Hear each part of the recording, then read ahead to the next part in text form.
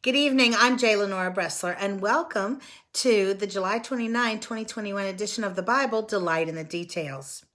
In my adult Sunday school class, we have just started Ecclesiastes.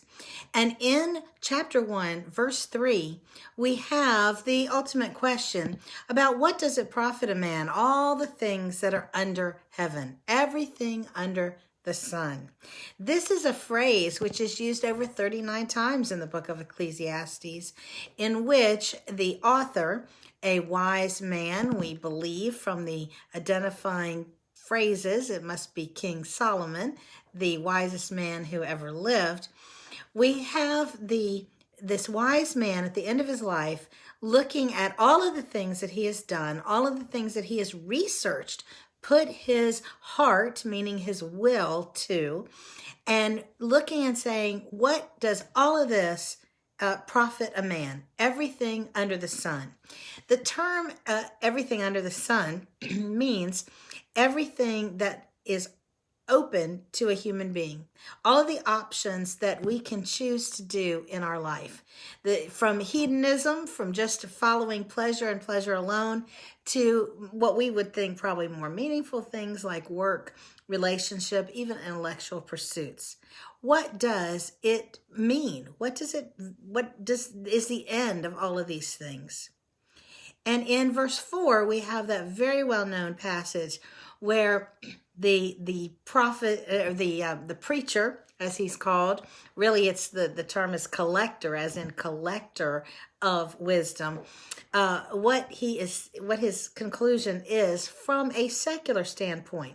He will later have a different conclusion from a sacred or religious standpoint. But from a secular standpoint, he says, vanity, vanity, it is all vanity. Vanity of vanities. I think it has to do with something about vanity. But what does it mean? What does vanity mean? Now, to a modern reader, we think of vanity as being one of two things. Either it means like arrogance, which is not the proper context here, or it means doing something in vain, useless, meaningless, worthless. Now, if you misunderstand this term of vanity, then Ecclesiastes is not going to ring true for you, because you can look at things that you have done, that I have done, that other people in the world have done, and you wouldn't say that it was completely in vain. People have done important things. They've built hospitals. They've tried to save lives. They've tried to make the world a better place in some way. And many of them actually have done so to some extent. So to say that everything is vanity, if you think it means absolutely worthless, absolutely meaningless, that would run counter to the human experience. Certainly, intellectual stimulation and relationships and the joy that we get from our family and friends and the memories that we engender through our experiences. We wouldn't say that those are meaningless things. And if anyone tried to tell us that, we would say, that's not right. That's not been my experience. But that's a misunderstanding of the word vanity. Vanity comes...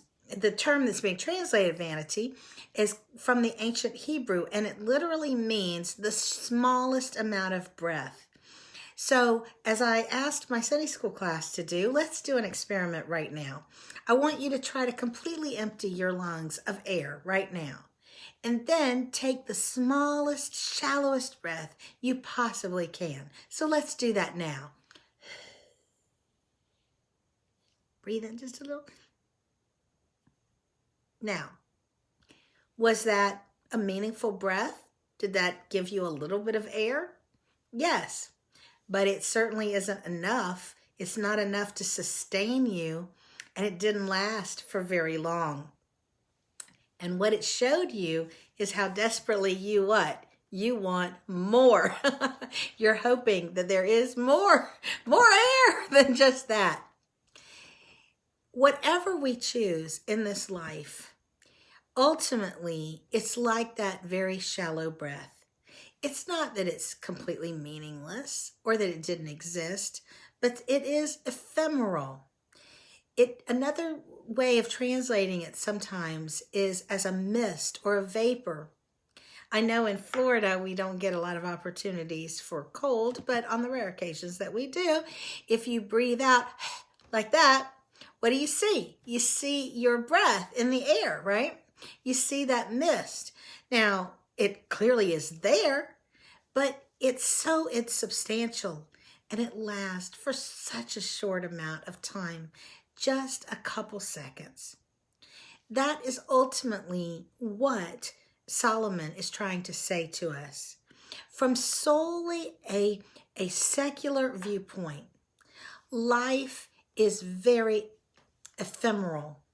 It doesn't last very long, and all of our accomplishments and all of our joys don't make that much of a difference from a secular standpoint. Think about even in your work, things that you have strained over for weeks and months and maybe even years. At some point, maybe even before you're dead, they really don't seem to matter anymore, and people don't even remember it, and maybe not even you.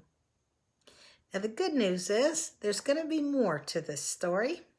As Paul Harvey used to say, the rest of the story.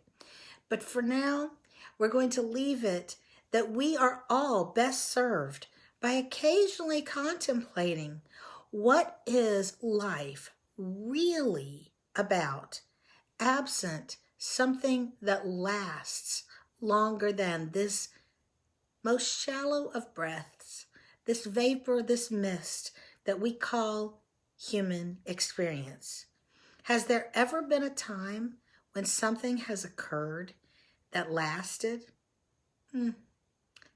Stay tuned and visit me on the next edition of The Bible, Delight in the Details. Have a great night.